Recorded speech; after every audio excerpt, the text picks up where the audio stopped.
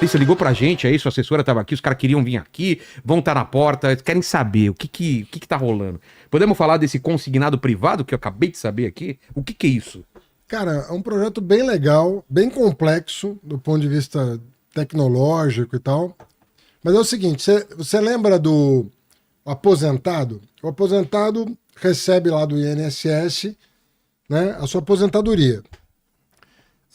E ele pode ir no banco e fazer um empréstimo consignado, mediante o qual o banco debita do depósito que o INSS faz até 35% do que ele ganha em troca do empréstimo. Certo. Então ele faz a prestação que ele vai pagar.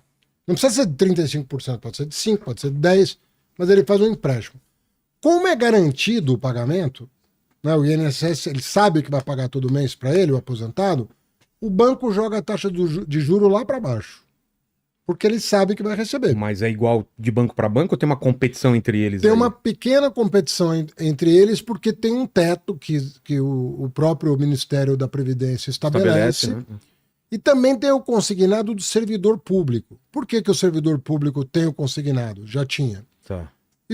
Os dois foram feitos no governo Lula, mas lá atrás, quase 20 anos atrás. Porque o servidor também tem a certeza de recebimento do salário. Né? É difícil um governador, um prefeito, um presidente atrasar o pagamento do salário. Até acontece, mas é raro. Aí o banco também, diante dessa garantia, consegue praticar um juro menor. Muito menor. Mas e o seletista? O seletista não tinha essa facilidade, a não ser mediante o convênio de grandes empresas com determinados bancos. Então, a empresa super grande ali, tá, uma multinacional, fazia o convênio com o banco e falando, se você fizer um empréstimo para os meus empregados, eu debito do salário dele e te pago. Certo. Então o juro também caía. Só que isso estava restrito a um percentual muito pequeno dos seletistas. Então imagina que você tem uma funcionária na sua casa, cuidando das coisas. Às vezes a funcionária pode estar 5, 10 anos trabalhando para você. Mas se ela fosse num banco, ela não ia conseguir fazer um empréstimo consignado. Porque não tinha como. Você não ia fazer um convênio com o banco, não ia dar certo. Ela não tem uma garantia. Ela não tinha uma garantia. O que nós fizemos? Nós aproveitamos o e-social e a gente faz o débito no e-social. Que é o aplicativo? O e-social é aquela guia de recolhimento. Sim. Em que você paga o salário e você debita certo. a cota patronal, você deduz o imposto de renda se for o caso e tal. Naquela guia, a gente debita o empréstimo consignado. Então, com isso, o que nós vamos conseguir? Hoje, Vilela, se um trabalhador seletista vai num banco e pede um crédito pessoal, ele vai pagar de 5% a 6% de juro ao mês. Ao mês. Que é uma pancada. Você imagina quanto dá isso no ano? Vai multiplicando para você ver quanto dá no ano. Então, se o cara vai fazer um empréstimo de 12 meses, 24 meses, ele fala, não, a prestação cabe no meu bolso, eu vou fazer. Mas se ele fizer a conta do quanto ele está pagando de juro, ele vai ver que ele está quase dobrando a dívida dele. Entendeu? O que a gente fez? Fez um aplicativo, né? A Dataprev fez um aplicativo e, mediante esse aplicativo, o banco vai conseguir debitar do teu salário no e-social a prestação. E se você mudar de emprego, essa garantia segue com você. Porque é no mesmo e-social que vai te acompanhar ao longo da tua vida de trabalhador, na tua vida laboral. Então o banco tem a garantia que, independentemente de você estar empregado numa ou noutra empresa, ele sabe que o empréstimo vai te acompanhar. E com isso, o que acontece? O banco joga a taxa de juro para baixo. Em vez de cobrar 5%, 6%, ele vai cobrar menos de 3%. E o que a gente espera? Que a economia rode. Que a concorrência entre os bancos faça essa taxa cair mais ainda. Então, dependendo do setor da economia em que você está, você sabe que tem setores da economia que tem muita rotatividade no trabalho. Demite, né? Sim. E tem outros setores da economia, indústria e tal, que são mais estáveis. Tem empregado que troca de emprego com mais frequência. Tem empregado que tem uma vida mais estável. Quanto mais estável for o setor da economia, quanto mais estável for o empregado, né, maior a chance dele aproximar a taxa de juro do empréstimo da taxa de juro do aposentado ou do servidor público. Que é? Que hoje é menos do que 2%, Tá. por exemplo.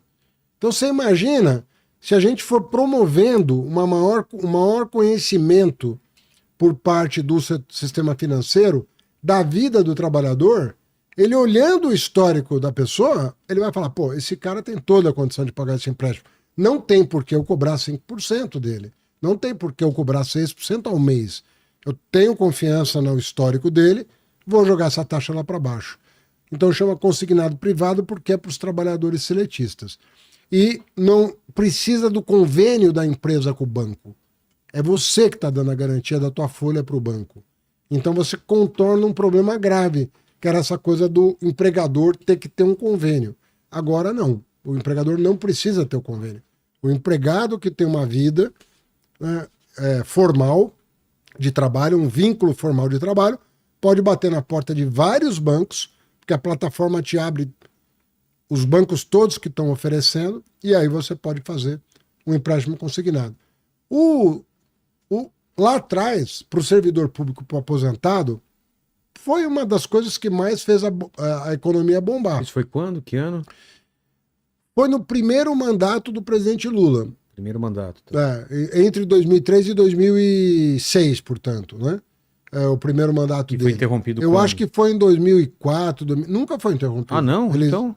O que não tinha era para o seletista. Tá, então Tinha foi pro aposentado. Agora a ideia é ampliar, então. Então nós estamos ampliando para o seletista. Tinha para o aposentado, tinha para o servidor público que é estável, mas não tinha para o trabalhador que muda de emprego. Isso já era uma ideia desde o...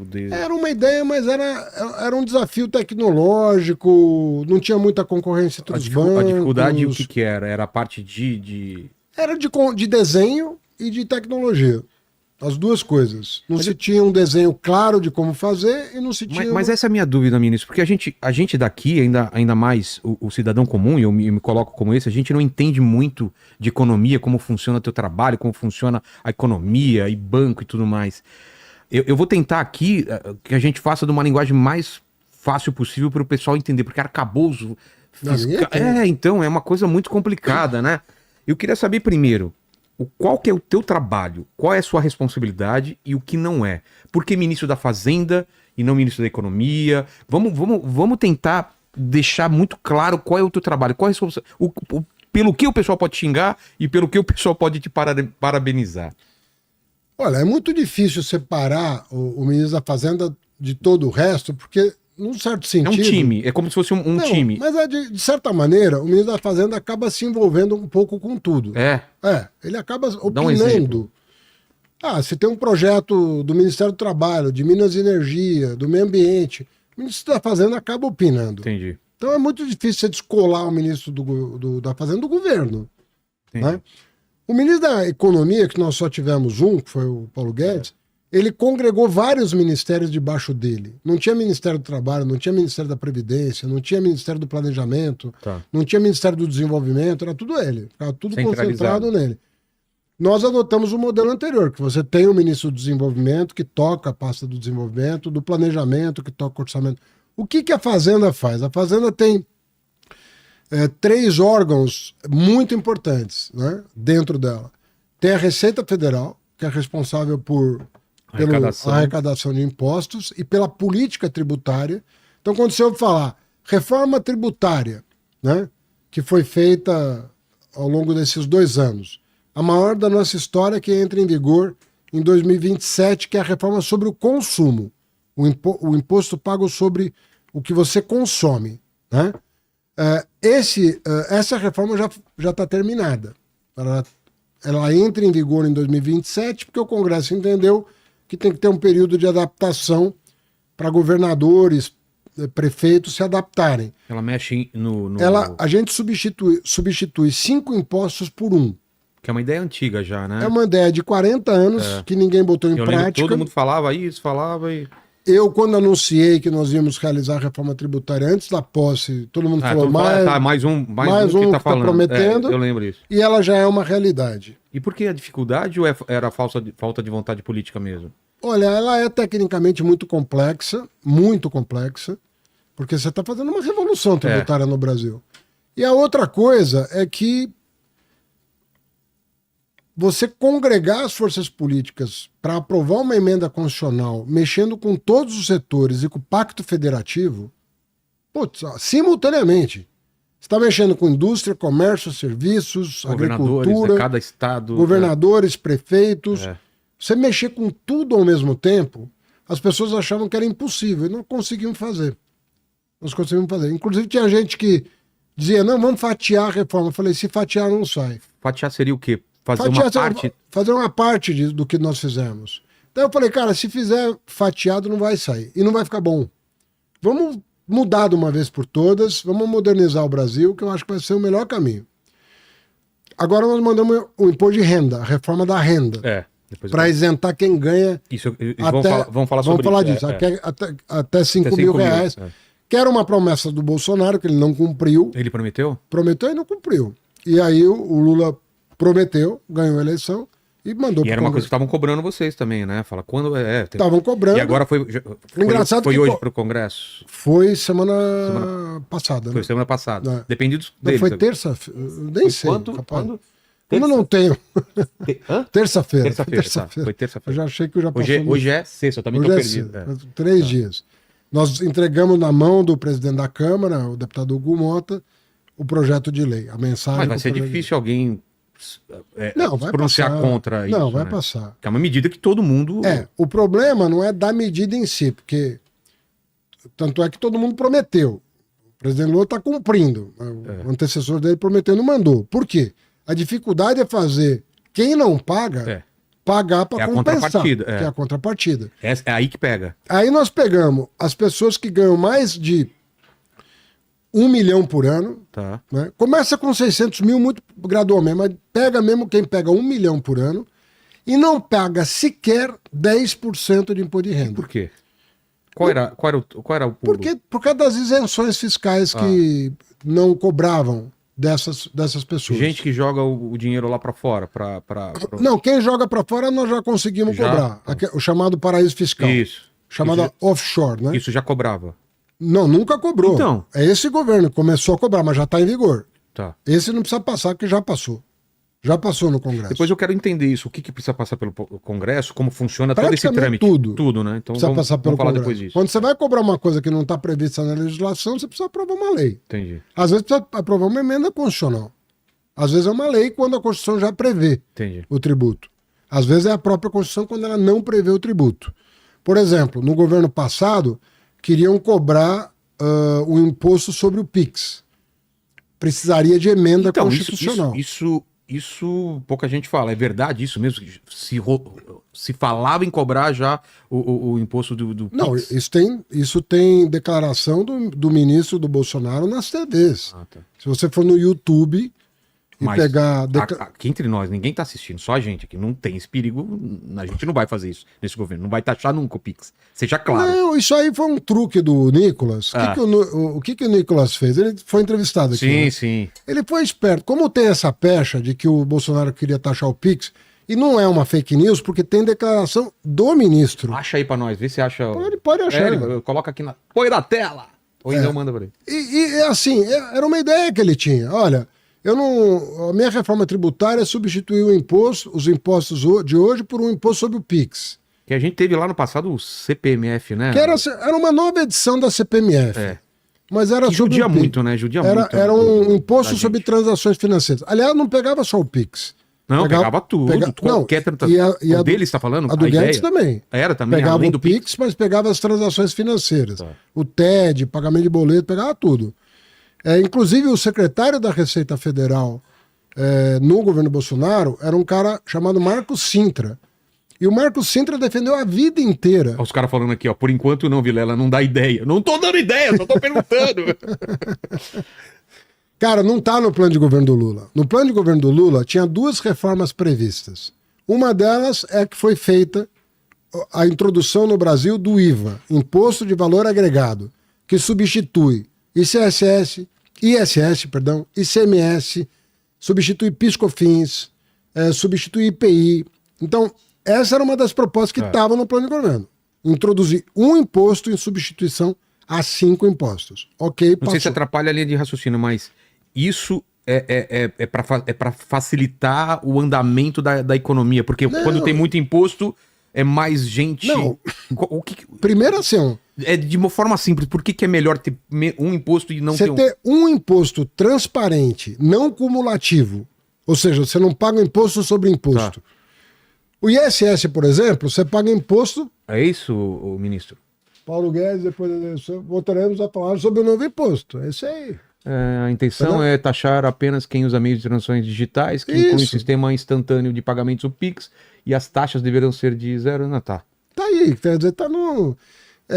Nós não trabalhamos com fake news. Isso é uma Sentiu uma... Isso é uma indireta aí. Isso é uma especialidade do outro lado. Tá. Que já falou em kit gay, mamadeira de piroca, já falou no diabo. Aqui no ar, se eu ver, ô ministro!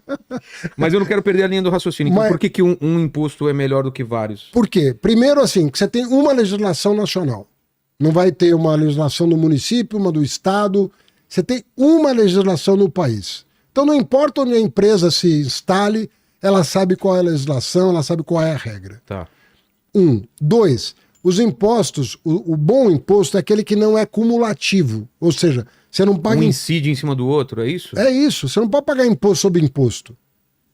Então, se eu compro de você e vendo para ele, eu comprei de você, eu tenho um crédito porque você pagou imposto. Eu já paguei imposto. Eu vendo para ele, eu pago sobre a diferença do preço que eu comprei de você. Você não paga de novo o que eu paguei. Eu não pago de novo, eu pago sobre a diferença.